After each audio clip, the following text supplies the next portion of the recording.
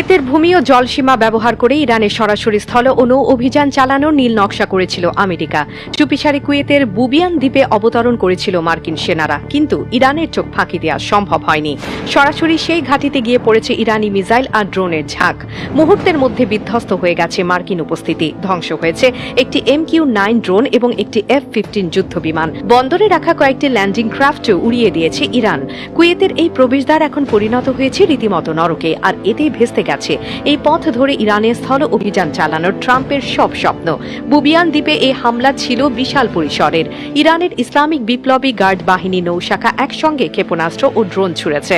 ইরানি সংবাদ মাধ্যম জানিয়েছে হামলার মূল লক্ষ্য ছিল মধ্যপ্রাচ্যে স্থল অভিযান চালাতে আসা মার্কিন সেনারা।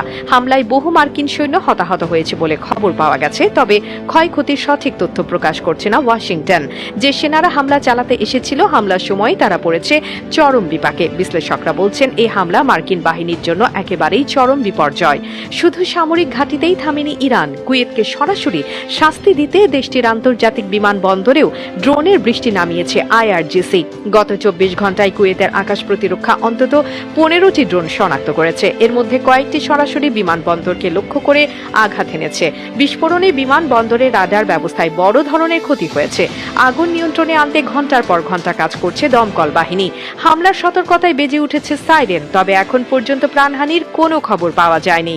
এদিকে পরিস্থিতি আরো জটিল করে তুলেছে নতুন মার্কিন সেনা মোতায়েন। 4,500 নাবিক ও মেরিন নিয়ে USS ত্রিপোলি জাহাজ মধ্যপ্রাচ্যে পৌঁছেছে, কিন্তু বুবিয়ান দ্বীপের হামলা স্পষ্ট করে দিয়েছে নতুন সেনা পাঠালেও রক্ষা নেই।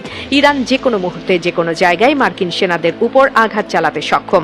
IRGC সাফ জানিয়ে দিয়েছে মার্কিন সেনাদের অবস্থান যেখানেই হোক তারা লক্ষ্যবস্তু হবেই। মধ্যপ্রাচ্যে ইরানকে ঘিরে ফেলার যে পরিকল্পনা করেছিল আমেরিকা, কুয়েতের ধ্বংসস্তূপের দিকে তাকালে এখন সেই পরিকল্পনার পরিণতি স্পষ্ট বোঝা যাচ্ছে।